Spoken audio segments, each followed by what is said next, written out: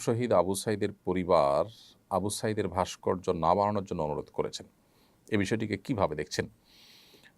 দেখুন, বৈষম্যবিরোধী ছাত্র আন্দোলনে যিনি মারা গেছেন আবু সাঈদ, আল্লাহ তাআলা তাকে শাহাদাতের মর্যাদা দান করুন।